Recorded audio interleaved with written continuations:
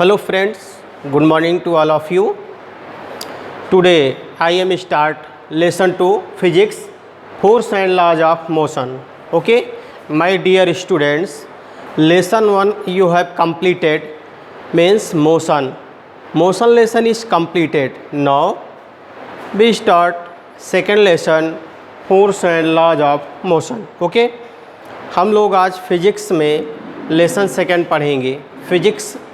Physics है क्या, फिर से एक बार फिजिक्स की डेफिनीशन सुन लीजिए, फिर आगे चलते हैं. Physics is the branch of science which deals with the study of nature and natural phenomena. Okay, physics is the branch of science which deals with the study of nature and natural phenomena. Okay, अब हम लोग lesson 2 पर चलते हैं. Lesson 2 क्या है? Force and laws of motion. तो lesson 1 में हाँ हम लोग मोशन के बारे में डीपली स्टडी कर चुके हैं. मोशन है क्या, ठीक है, इसके बारे में हम लोग पढ़े हैं. आज हम लोग को जो पढ़ना है मेन टॉपिक फोर्स के बारे में जानना है. यहाँ मोशन हम लोग ऑलरेडी पढ़ चुके हैं, लेकिन लॉज नहीं पढ़े हैं, यानी हम लोगों को लॉज पढ़ना है. ठीक है, लॉज पढ़ना, किसके लॉज? मोशन के. मोशन है क्या? जब कोई बॉडी अपने पोजीशन को एट अ रेफरेंस पॉइंट के रिस्पेक्ट में वेरी करती है, चेंज करती है, कंटिन्यू पोजीशन को चेंज करती है, तब मोशन होता है. ठीक है, और इसी मोशन, ठीक है, जो मोशन हो रहा ऑब्जेक्ट के द्वारा, इसी मोशन के लॉज पढ़ने हैं कि मोशन हो तो रहा है लेकिन मोशन के भी लॉज हैं, नियम हैं. ठीक है, तो 3 लॉज ऑफ मोशन है. उसके पहले हम लोग चैप्टर की मीनिंग में जान लेते हैं फोर्स क्या है. फोर्स, अब फोर्स की बात आती है बल, यानी बल है क्या. अगर हम लोग बल की बात करें तो हम लोग जानते हैं without force any work can not do. Okay, अगर फोर्स ना हो तो हम लोग कोई काम ही नहीं कर सकते हैं. जैसे एनर्जी की नीड होती है, उसी तरीके से फोर्स की नीड है. तो फोर्स है क्या? पुश और pull on any object. The push और pull on any object is known as force. ठीक है, फोर्स को एफ से डिनोट करते हैं.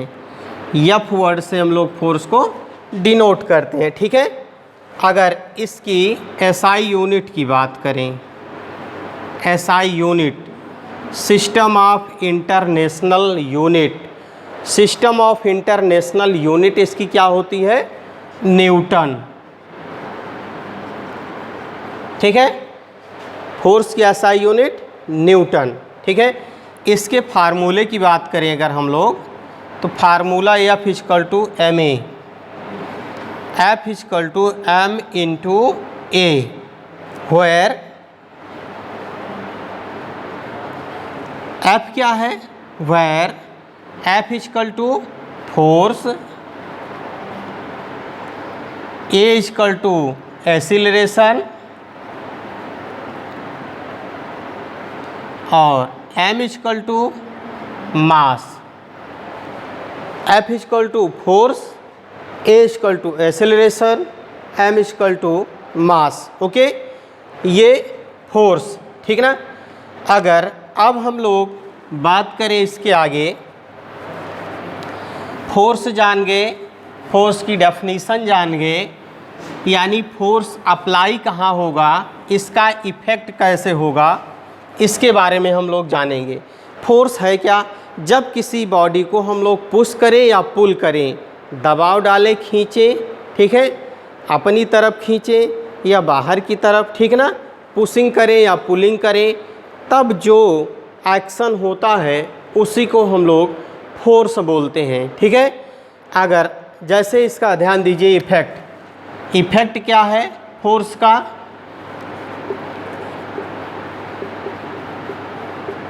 इफेक्ट्स, यानी फोर्स अपना इफेक्ट कहाँ डाल सकता है। फोर्स का इफेक्ट का मतलब फोर्स अपना एक्शन कहाँ कहाँ लेता है, ठीक है। यानी ये इफेक्ट कई जगहों पर अपना डाल सकता है प्रभाव। जैसे एग्जाम्पल के तौर पे कहने का मतलब इसका effect change the direction of the object, यानी कोई भी ऑब्जेक्ट मूविंग कंडीशन में हो या फिर रेस्ट कंडीशन में हो तो ये डायरेक्शन को चेंज कर सकता है। Change the direction of the moving objects, ठीक है। चेंज द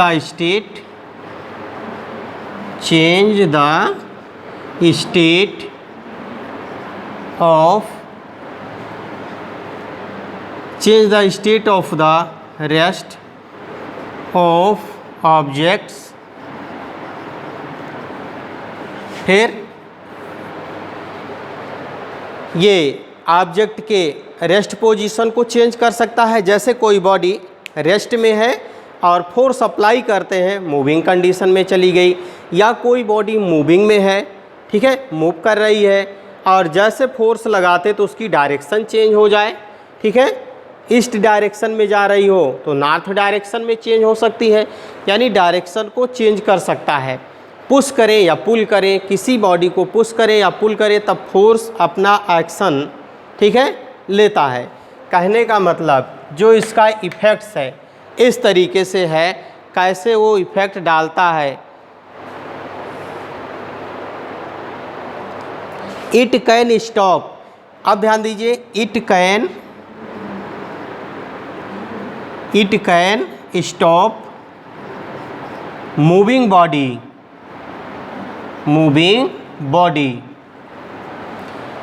तीसरी बात, अगर कोई बॉडी मूविंग कंडीशन में है, अचानक फोर्स अप्लाई करते हैं, सम एक्सटर्नल फोर्स, जैसे फोर्स अप्लाई करें तो बॉडी क्या हो जाएगी, रेस्ट पोजीशन में हो जाएगी।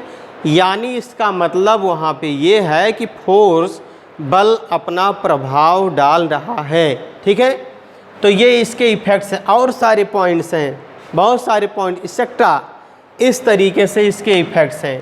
तो हम लोग फोर्स जान गए, डेफिनीशन, एसआई यूनिट, फार्मूला, उसके बाद इफ़ेक्ट जान गए, फोर्स अपना इफ़ेक्ट कहाँ कहाँ डालता है, इसके इफ़ेक्ट्स क्या हैं।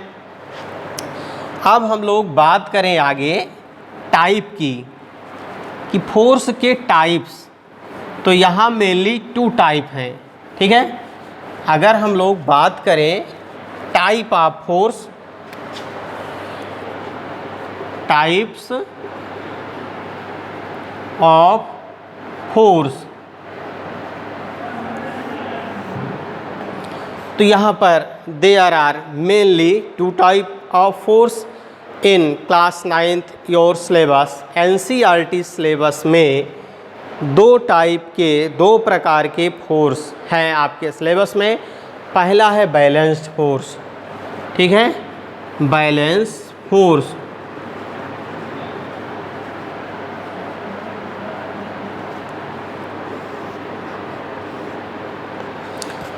पहला है बैलेंस फोर्स और दूसरा है अनबैलेंस फोर्स, ठीक है। संतुलित बल और असंतुलित बल, पहला बैलेंस फोर्स और दूसरा अनबैलेंस फोर्स, ठीक है। Balance force,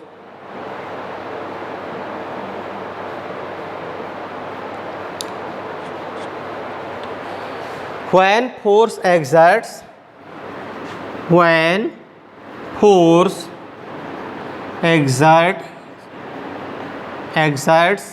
on the body is equal magnitude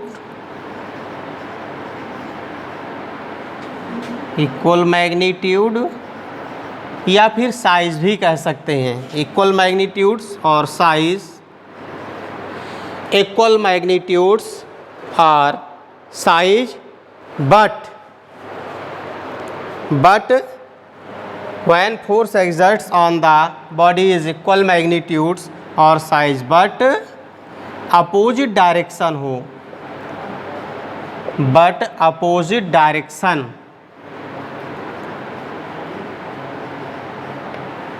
is known as balance force, is known as balance force।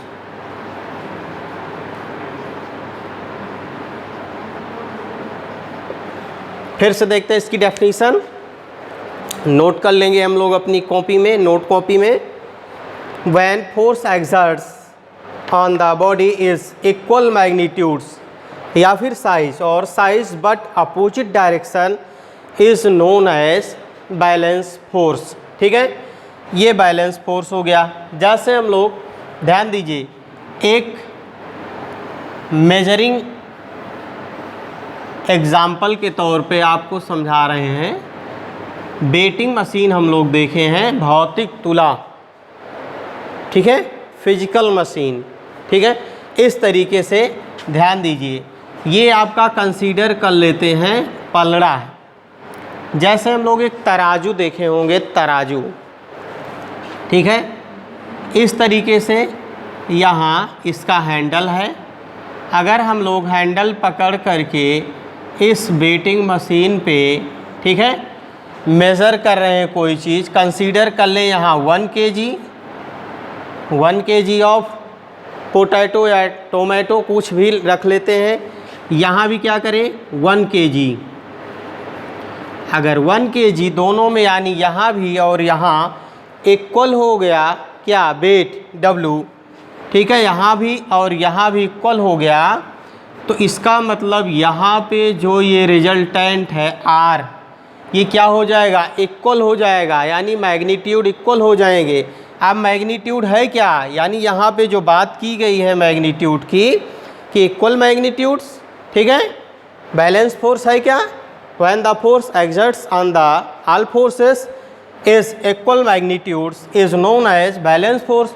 Magnitude का मतलब हो गया numerical value, measuring value, numerical value magnitude बोलते हैं। तो यहाँ पर 1 किलोग्राम और 1 किलोग्राम दोनों पलड़े में 500 में क्या हैं, बराबर हैं, यानी यहाँ भी 1 किलोग्राम है और यहाँ भी 1 किलोग्राम है। इसका मतलब ये जो रिजल्टेंट है, बीच वाला पार्ट इक्वल है, ये R रिजल्टेंट होता है, इक्वल होता है, ठीक ना। इसका मतलब बराबर फोर्स लग रहा दोनों तरफ, ठीक ना। ये ध्यान दीजिए इस तरीके से, तो ये आपका बैलेंस फोर्स हो गया, ठीक। इसी तरीके से अनबैलेंस फोर्स है। अनबैलेंस फोर्स क्या है, हम लोग उसको भी जान लेते हैं। Unbalance force,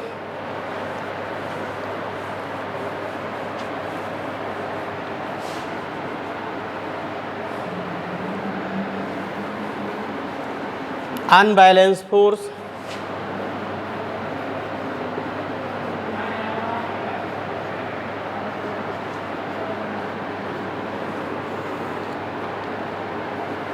when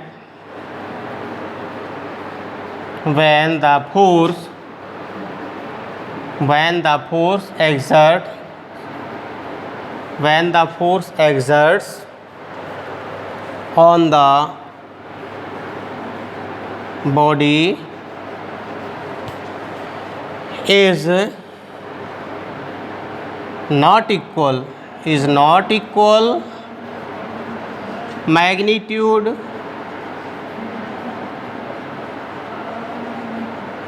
or size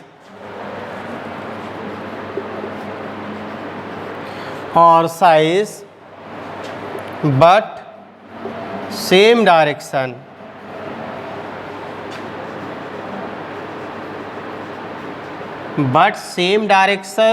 is known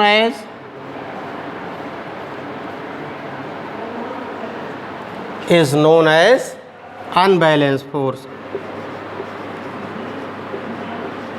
is known as unbalance force. ठीक है, नोट कॉपी में नोट्स कंप्लीट कर लेंगे। Unbalance force, when the force exerts on the body is not equal magnitudes or size but same direction is known as unbalanced force। Same example लेते हैं इसका भी। Betting machine consider कर लें पहला पलड़ा, फिर कंसीडर कर लें दूसरा। अब इसमें 1 kg रखते हैं और इसमें 2 kg कर दें।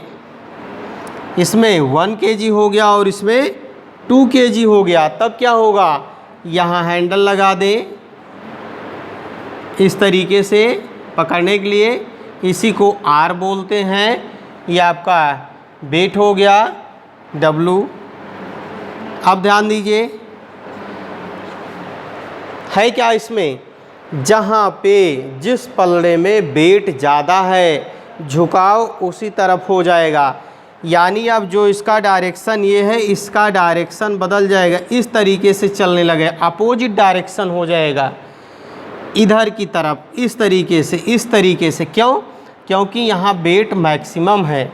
ठीक ना, वेट ज़्यादा होने के कारण यहाँ जो ये रिजल्टेंट R है ये इक्वल नहीं होगा, और जब इक्वल नहीं होगा तो हम लोग क्या कह सकते हैं, अनबैलेंस्ड है, बैलेंस नहीं है। ठीक है, जैसे बाइसिकल पे पीछे कैरल पे 50 kg का वेट रख लीजिए और कोई 10 kg का बॉयज़ स्टूडेंट्स, ठीक है, बाइसिकल को राइड कर रहा है, तो क्या होगा, बाइसिकल का जो अगला व्हील, फर्स्ट व्हील होगा, वो क्या करेगा, जंप कर जाएगा, ऊपर को उठ जाएगा और गिर जाएगा। इसका मतलब अनबैलेंस्ड वहाँ फोर्स हो गया, एक तरफ ज़्यादा हो गया और एक तरफ कम हो गया। सेम एज सच ऐसे इसमें भी है। ठीक है, बैलेंस और अनबैलेंस। तो यहाँ इस पलड़े में, इस बेटिंग मशीन में भौतिक तुला में एक तरफ 1 किलोग्राम का, ठीक है, सामान रखा हुआ है, दूसरी तरफ 2 किलोग्राम का रखा हुआ है। ठीक है, उसके बाद हुआ क्या, इधर 1 किलोग्राम का ये ऊपर उठ गया, ये 2 किलोग्राम का नीचे दब रहा है, और ये इस तरीके से, ठीक ना, डायरेक्शन को चेंज कर रहा है R। इसका मतलब यहाँ अनबैलेंस्ड फोर्स है। ठीक है, balanced force, unbalanced force.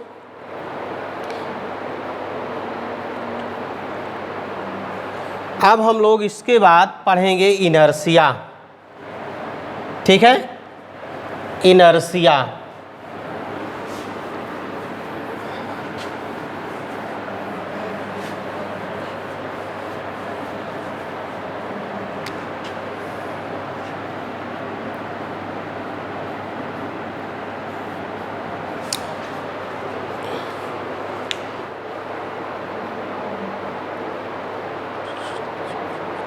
Inertia is a property of inertia is the property of matter to change or resist of the state of matters। inertia है क्या, जड़त्व। जड़त्व क्या है, inertia is a property of matter to resist or change of the state of matter। ठीक है, inertia किसी object के स्टेट को चेंज कर देता है, किसी वस्तु के यानी कंडीशन को चेंज करता है। ठीक है, अवस्था में जो परिवर्तन होती है उसी को जड़त्व बोलते हैं, इनर्शिया। अब यहाँ बात आती है टाइप की, टाइप्स ऑफ, यानी 3 टाइप्स। पहला इनर्शिया ऑफ मोशन, दूसरा इनर्शिया ऑफ रेस्ट, तीसरा इनर्शिया ऑफ डायरेक्शन। ये तीनों टाइप की, ठीक है।